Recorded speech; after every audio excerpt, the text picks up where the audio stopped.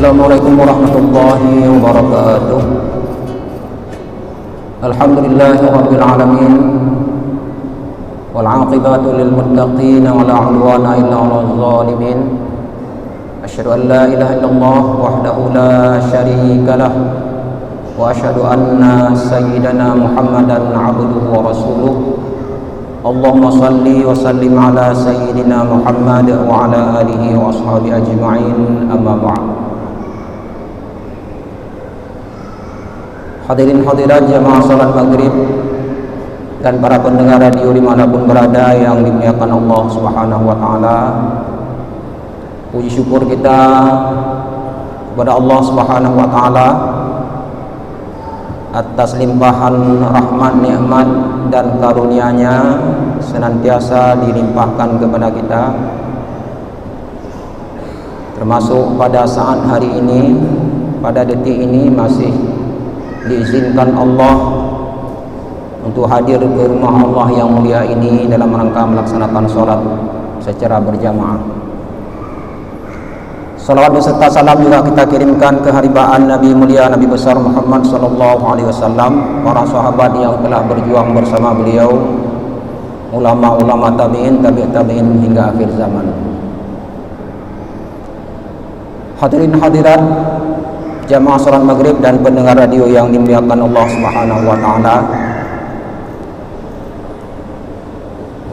sampai detik ini saudara-saudara kita di Palestina senantiasa tertimpa musibah. Setiap hari, setiap saat kita saksikan, kita baca di media sosial, di grup-grup WA dan lain sebagainya, hampir tidak pernah sepi pemberitaan tentang saudara-saudara kita di Palestina, tentang bagaimana suasana Masjidil Aqsa yang senantiasa diganggu oleh musuh-musuh Allah Subhanahu wa ta'ala. Jemaah yang dimuliakan Allah Subhanahu wa ta'ala, oleh karena itu pada tempatnya, mungkin di mana-mana juga, sebagai rasa simpati kita terhadap Palestina secara umum, saudara-saudara kita di sana, anak kecil, orang tua, al-mustadhafin, setiap saat kita saksikan mereka menghadapi suatu kezaliman yang sangat luar biasa. Oleh karena itu para jemaah sekalian, tidak boleh bosan-bosannya kita selalu mengenang mereka. Tidak boleh bosan-bosannya kita selalu memperingatkan diri kita sendiri dan para jemaah sekalian. Para jemaah sekalian juga tidak boleh bosan-bosannya menyampaikan berita-berita seperti ini kepada handai taulan kita, agar kita tidak merasa nyaman-nyaman saja, tidak merasa baik-baik saja ketika kita berada walaupun jauh sekali dengan Palestina. Kita harus nantiasa prihatin dan merasa bertanggung jawab terhadap situasi dan kondisi yang sedang berkembang di Palestina. Jemaah yang dimuliakan Allah Subhanahu wa ta'ala, mungkin kita tidak bisa datang ke sana, kita tidak punya kekuasaan, tidak punya kemampuan untuk bisa hadir ke sana. Tetapi paling tidak, marilah kita coba menyumbang sesuatu ke sana. Apakah yang kita sumbang dalam bentuk menyampaikan penderitaan di sana kepada orang-orang yang kira-kira bisa membantu, atau kita sumbang dana, kita sumbang apapun yang bisa kita sumbang. Karena kita ketahui para jamaah sekalian, Masjidil Aqsa yang sudah sangat berulang kali disampaikan oleh guru-guru kita, para orator, para penceramah kita, bahwa Palestina secara lebih khusus Masjidil Aqsa adalah kiblat pertama umat Islam. Kita perlu sampaikan para jemaah sekalian kepada anak cucu kita, remaja-remaja kita, apalagi yang tidak pernah tahu tentang kedudukan Masjidil Aqsa yang letaknya di Palestina. Mereka boleh jadi tidak pernah mengetahui, tidak pernah membaca informasi bahwa Masjidil Aqsa adalah masjid kita umat Islam, bukan masjid yang hanya milik orang Palestina.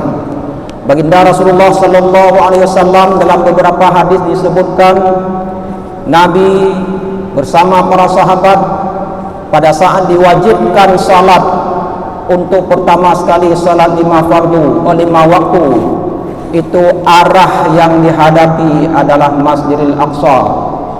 Cerita para sahabat, Rasulullah bersama sahabat itu menghadap ke Masjidil Aqsa pada saat salat selama 16 bulan. Kemudian baru dipindahkan ke Masjidil Haram. Ini maknanya para jamaah sekalian,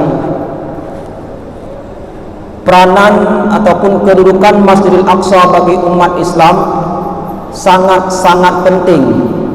Arah kiblat pertama sebelum umat Islam diarahkan salat ke Masjidil Haram.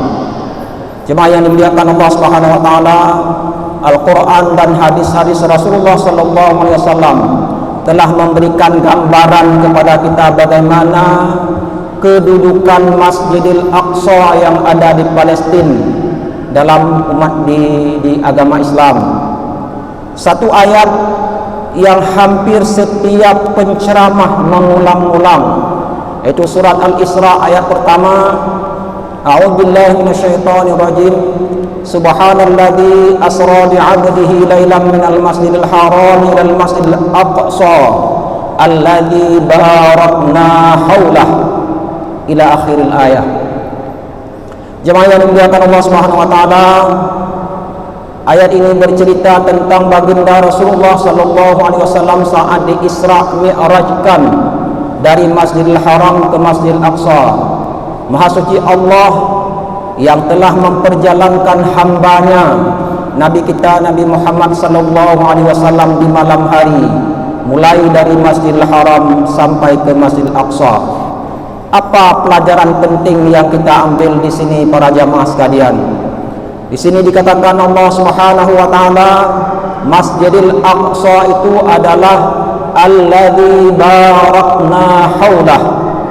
Masjid Aqsa itu adalah masjid yang di sekeliling masjidnya itu kami berikan keberkatan, kata Allah Subhanahu wa taala. Kalau kita membaca beberapa kitab tafsir,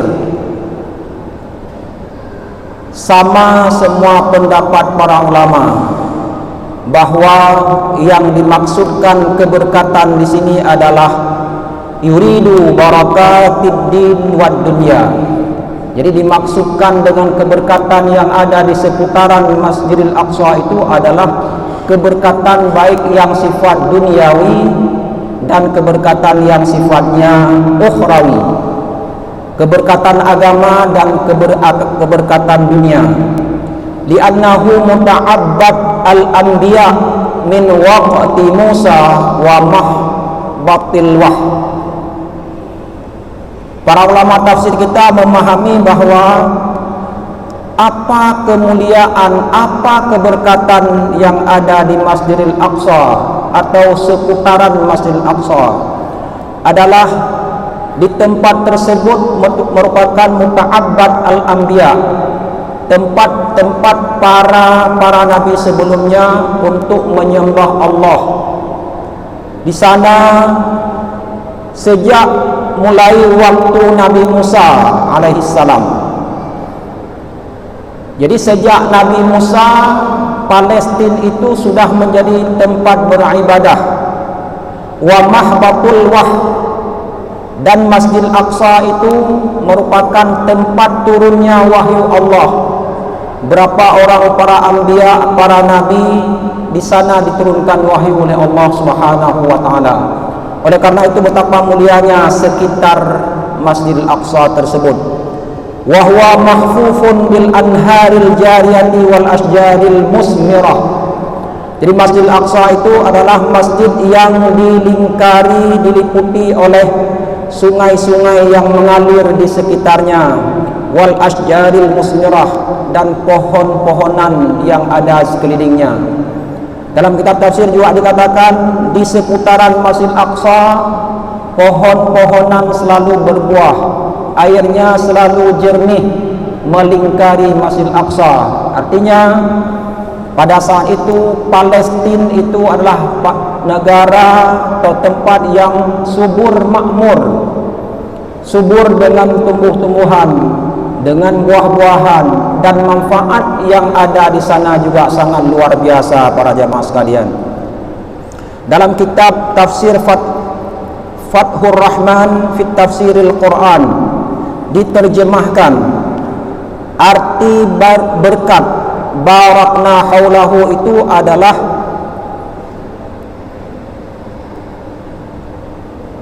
al-barakah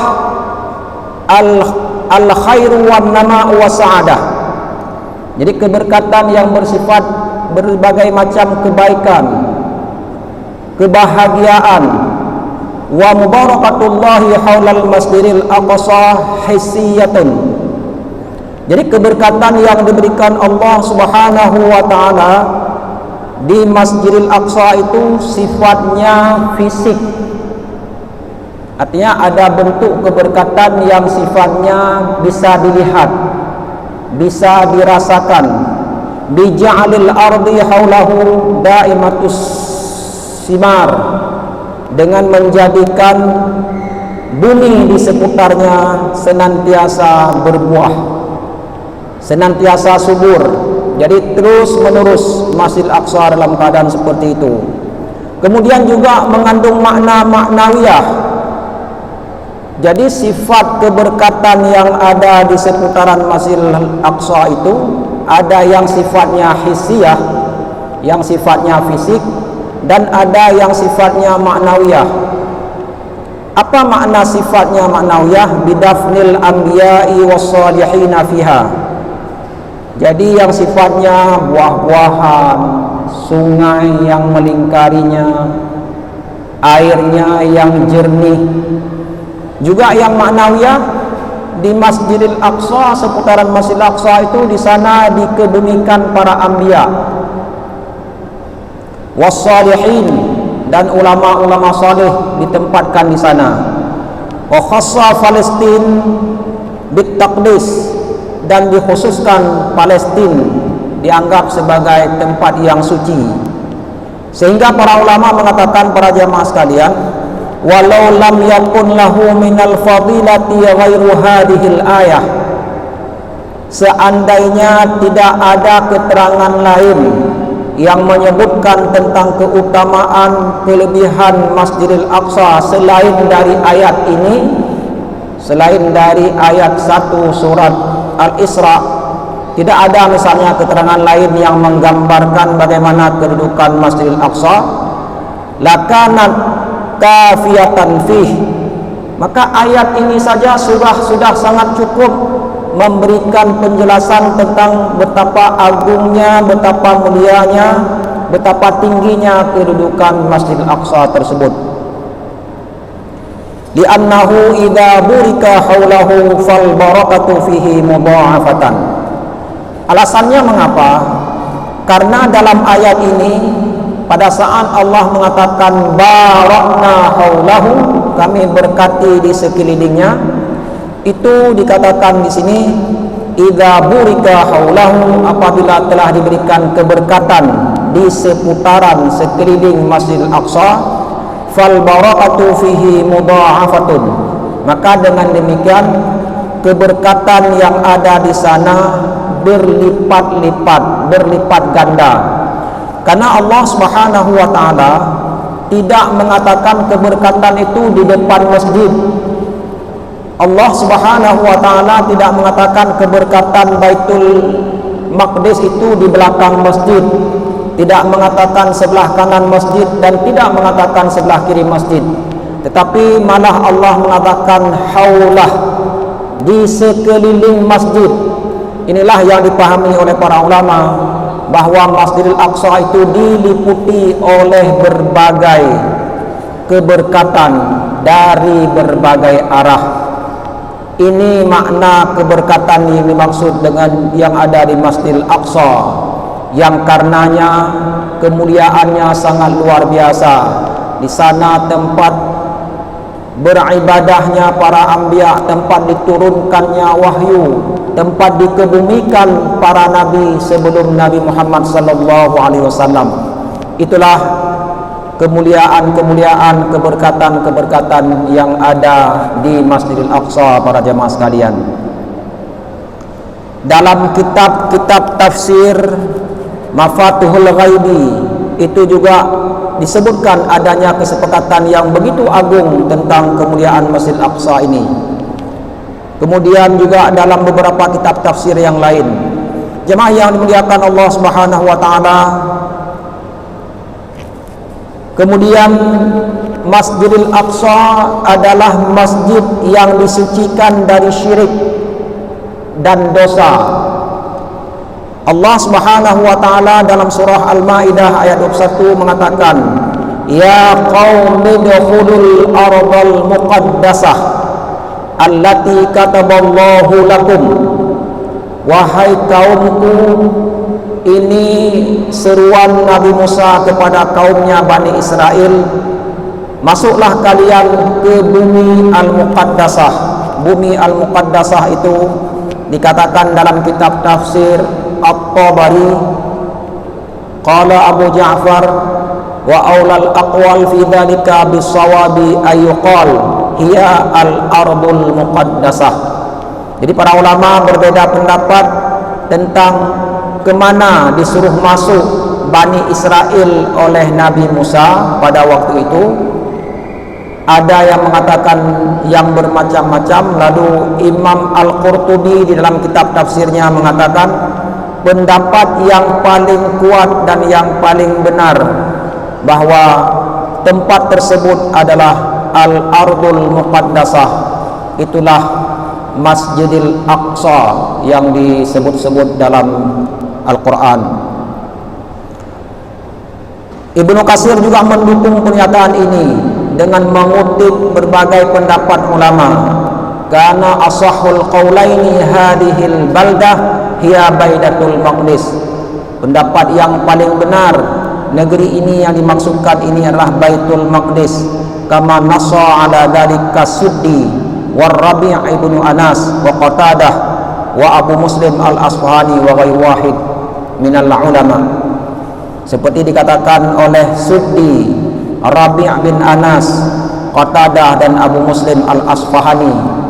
Ini semua memperkuat bahwa yang dimaksudkan dalam ayat tersebut adalah Baitul Maqdis. Jemaah yang dimuliakan Allah Subhanahu wa taala,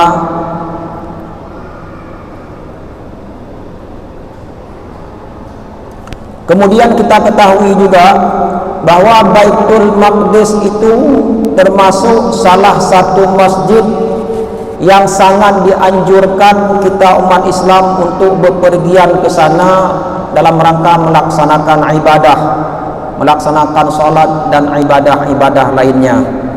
Di sini disebutkan dalam hadis riwayat Al-Bukhari dan Muslim yang berasal dari Abu Hurairah, an Abi Hurairah radhiyallahu anhu 'anil Nabi sallallahu alaihi wasallam qala, hadis dari Abu Hurairah dari Nabi sallallahu alaihi wasallam, beliau bersabda, la tushaddur rihalu illa ila thalathati masajid. Kata baginda Rasulullah, tidak sangat dituntut bepergian kecuali kepada 3 masjid. Jadi banyak masjid di permukaan bumi ini. Kata baginda Rasulullah, di antara sekian banyak masjid, kita tidak sangat dituntut bepergian kecuali hanya kepada 3 masjid. Yang pertama sekali Al-Masjidil Haram wa Masjidir Rasul sallallahu alaihi wasallam. Yang pertama sekali Masjidil Haram di Mekkah, yang kedua Masjid Nabawi di Madinah, yang ketiga wa Masjidil Aqsa dan Masjid Aqsa yang berada di Palestina. Hadis ini diriwayatkan oleh Imam Al-Bukhari dan Imam Muslim. Hal-hal seperti ini para jamaah sekalian perlu kita sampaikan dan perlu kita beritahukan kepada anak cucu kita bahwa 3 masjid ini menduduki tempat yang paling mulia.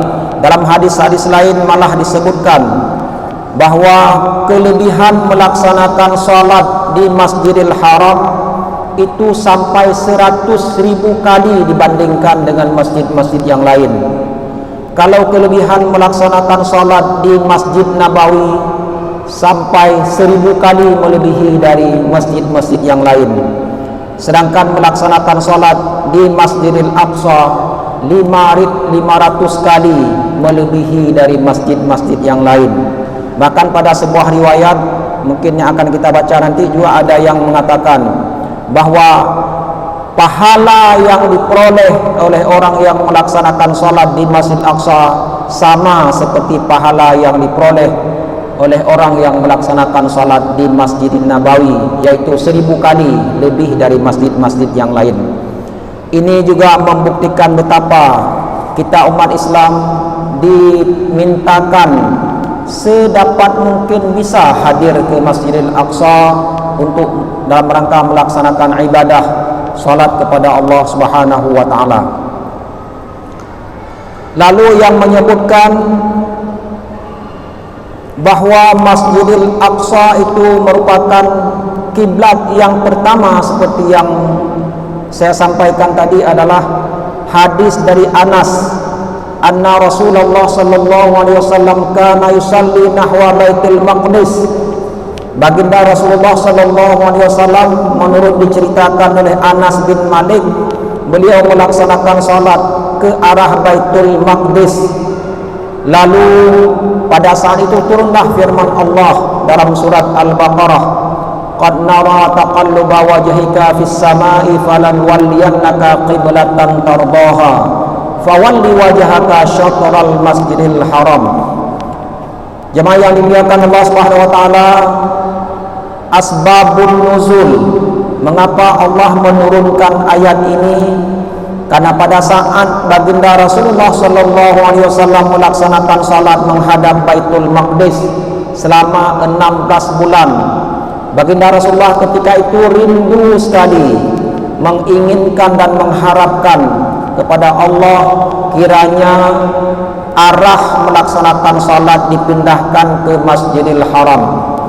Maka pada saat itu Allah menurunkan qad nara taqalluba wajhika fis sama. Allah telah melihat baginda Rasulullah itu menengadahkan tangannya ke langit, melihat ke arah langit sambil bermohon agar arah kiblat dipindahkan ke Masjidil Haram. Lalu Allah mengatakan falan walliyannaka qiblatan tardaha. Lalu kami palingkan, kami pindahkan kiblat seperti yang engkau inginkan. Oleh karena itu fawalli wajhaka syatral masjidil haram. Sejak waktu itulah setelah 16 bulan diizinkan Allah salat ke Baitul Maqdis, baru kemudian dipindahkan ke Masjidil Haram. Sehingga pada waktu itu ketika masih ada orang-orang yang melaksanakan salat menghadap ke sana, karena mereka tidak tahu, kemudian baru diberitahukan sekarang arah kiblat sudah dipindahkan ke Masjidil Haram. Hadis ini diriwayatkan oleh Imam Ahmad. Dalam riwayat Imam Ahmad pula disebutkan lamanya, yaitu selama 16 syahran, 16 bulan. Kemudian para jamaah sekalian, bagaimana kedudukan lain dari Masjidil Haram, dari Masjidil Aqsa itu? Sangat menarik diceritakan dalam hadis yang diriwayatkan oleh Ibnu Majah. An Maimunah maulatin Nabi sallallahu alaihi wasallam qalat, dari Maimunah maula Nabi sallallahu alaihi wasallam, dia berkata, dia bertanya kepada baginda Rasulullah sallallahu alaihi wasallam, qultu ya Rasulullah aftina fi Baitil Maqdis.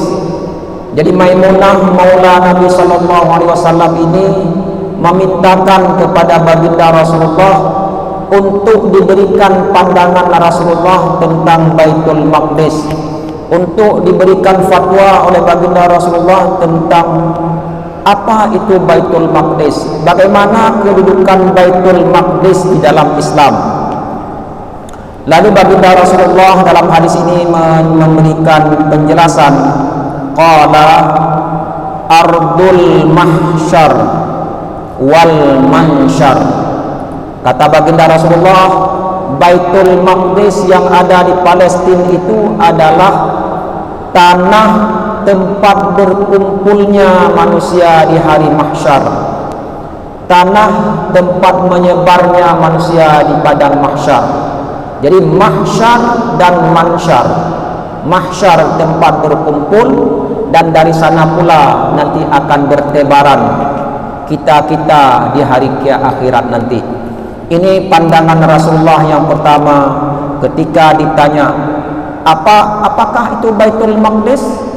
Ya, selain Baitul Maqdis kemuliaan-kemuliaan yang disebutkan, selain Baitul Maqdis sebagai kiblat pertama, sebagai tempat dikebumikan banyak para anbiya, lalu Rasulullah memberikan penjelasan tambahan tentang keutamaan ini, bahwa Baitul Maqdis adalah baitul atau tempat berkumpul kita nanti pada hari akhirat, ataupun di sana pula tempat memancar kita nanti pada hari akhirat. Oleh karena itu baginda Rasulullah SAW dalam hadis ini melanjutkan, utuhu fasallu fihi. Nah, ini perintah baginda Rasulullah setelah menggambarkan bagaimana tentang Baitul Maqdis sebagai mahsyar dan mansyar. Lalu baginda Rasulullah memintakan kepada Maimunah, tentu kepada kita juga sekalian umatnya, utuhu fasallu fihi. Cobalah kamu datangi Baitul Maqdis itu dan laksanakanlah salat di dalam Masjid Baitul Maqdis. Lalu Rasulullah melanjutkan setelah memerintahkan kita melaksanakan salat di Baitul Maqdis, fa inna salatan fihi ka alfi salatin fi ghairihi. Ini riwayat yang menyatakan bahwa salat di Baitul Maqdis itu sama seperti 1000 kali salat di masjid-masjid yang lain. Sehingga di sini para ulama menyimpulkan bahwa kelebihan melaksanakan salat di Baitul Maqdis itu sama seperti riwayat yang menyebutkan kelebihan melaksanakan salat di Masjidin Nabawi. Kalau di Masjidil Haram 100.000 kali lebih, Masjidin Nabawi 1000 kali lebih, maka menurut riwayat Ibnu Majah ini Baitul Maqdis pun sama dengan di Masjid Nabawi, yaitu 1000 kali lebih pahala dibandingkan dengan kita salat di tempat-tempat yang lain. Jemaah yang dimuliakan Allah Subhanahu wa taala, lalu Maimunah yang meriwayatkan hadis ini bertanya lagi kepada baginda Rasulullah, mengatakan lagi kepada baginda Rasulullah, ara'aita illam astati' an atahammala ilaih. Wahai baginda Rasulullah, bagaimana pendapatmu ya Rasulullah, bagaimana tanggapanmu wahai Rasulullah, sekiranya aku tidak sanggup pergi ke Baitul Maqdis. Dengan kata lain, para jamaah sekalian, Maimunah kepingin sekali untuk bisa melaksanakan salat di Baitul Maqdis. Tapi bagaimana caranya ketika saya tidak mampu, tidak sanggup pergi ke Baitul Maqdis? Dia bertanya kepada baginda Rasulullah. Lalu Rasulullah memberikan jawaban. Qala fatuhdi lahu zaitan yusraju fih. Kalau kamu tidak mampu, tidak sanggup pergi ke Baitul Maqdis untuk beribadah di sana, untuk melaksanakan salat di sana, maka hendaklah kamu berikan hadiah, hendaklah kamu sumbang sesuatu ke sana. Karena dalam hadis ini secara jelas dikatakan yang disumbang adalah fatuhdi lahu zaitan yusraju fih. Kirimlah ke Baitul Maqdis minyak supaya minyak tersebut dapat menghidupkan lampu di Baitul Maqdis. Dalam sekali maknanya hadis ini para jamaah sekalian. Apa yang diinginkan oleh baginda Rasulullah sallallahu alaihi wasallam? Agar Baitul Maqdis jangan pernah mati, agar Baitul Maqdis selalu bernyala lampunya untuk bisa dilaksanakan salat. Jangan sempat Baitul Maqdis itu rusak, jangan sempat Baitul Maqdis itu diganggu sehingga orang tidak bisa melaksanakan salat. Ini makna lebih jauh dari sabda Rasulullah, fatuhdi lahu zaitan yusraju fih. Maka hendaklah kamu berikan hadiah, kamu berikan sumbangan untuk Baitul Maqdis yang ada di Palestina itu, supaya lampu-lampu bisa nyala, supaya orang bisa tetap masuk ke sana untuk melaksanakan ibadah kepada Allah Subhanahu wa taala. Ini makna yang terkandung di dalam hadis ini. Meskipun baginda Rasulullah menyebutkan hendaklah kamu kirim minyak, tetapi bukan berarti selain minyak tidak bisa kita kirim ke sana. Kita bisa menyumbang dalam bentuk apapun, baik ke Baitul Maqdisnya untuk dinyalakan lampu-lampu, untuk dihidupkan, untuk dimakmurkan masjid. Demikian juga kepada penjaga masjid Baitul Maqdis. Itulah saudara-saudara kita di Palestina. Saudara-saudara kita di Palestina sangat banyak jasanya kepada kita para jamaah sekalian. Kita tidak bisa datang dan menjaga Baitul Maqdis secara khusus di sana. Paling tidak kita sumbang, kita berikan bantuan untuk saudara-saudara kita di sana, karena merekalah sebagai wakil kita umat Islam yang bisa langsung menjaga memelihara Baitul Maqdis ini. Kata baginda Rasulullah, faman fa'ala dzalik fahuwa kaman atahu. Barang siapa yang mau menyumbang, kita tidak mampu ke sana ke Baitul Maqdis, tapi kata baginda Rasulullah, berikanlah sumbangan-sumbangan ke sana. Orang yang menyumbang, kata baginda Rasulullah, fahuwa kaman atahu, sama seperti kita sudah datang ke Baitul Maqdis.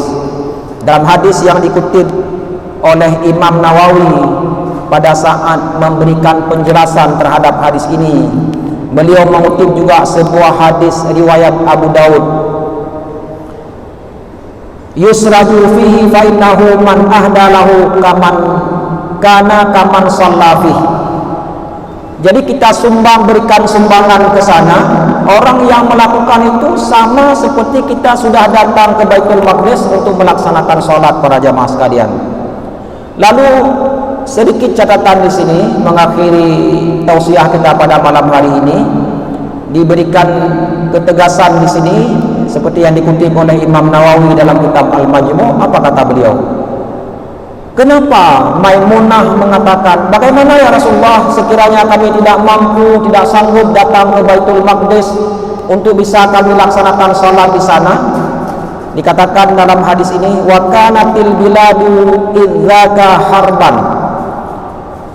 Mengapa Maimunah sampai bertanya demikian?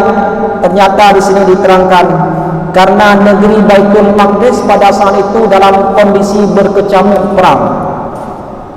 Fa in lam ta'tuhu, karena kondisi perang kita tidak bisa pergi ke sana, wa tusallu fi, tidak mampu melaksanakan salat di sana, fa ba'asu bi zaitin yusraju fi qanadili, maka kirimkanlah bantuan apapun yang bisa kita kirim agar Masjid Baitul Maqdis tetap makmur, tetap hidup, tetap bisa difungsikan oleh saudara-saudara kaum muslim yang ada di sana. Hadis yang diriwayatkan ini disebutkan hadis yang hasan oleh Imam Nawawi. Jemaah yang dimuliakan Allah Subhanahu wa taala, mengakhiri tausiah kita, maka mari kita memberikan semangat setinggi-tingginya kepada saudara-saudara kita yang bisa pergi ke sana. Tidak bisa pergi, kita kirimlah sesuatu dalam bentuk apapun, Rp1.000, Rp10.000, berapapun yang bisa kita sumbang untuk saudara-saudara kita sesuai dengan permintaan baginda Rasulullah sallallahu alaihi wasallam. Semoga dengan sumbangan sekecil apapun yang kita bisa sumbang ke sana, kata baginda Rasulullah, sama seperti kita sudah datang ke sana dan sudah melaksanakan salat di Baitul Maqdis. Jemaah yang dimuliakan Allah Subhanahu wa taala, ini menjadi saksi kita nanti di akhirat bahwa kita pernah membantu Baitul Maqdis walau sekecil apapun. Hadanallahu wa iyyakum ajmain, wabillahi taufiq wal hidayah. Wassalamualaikum warahmatullahi wabarakatuh.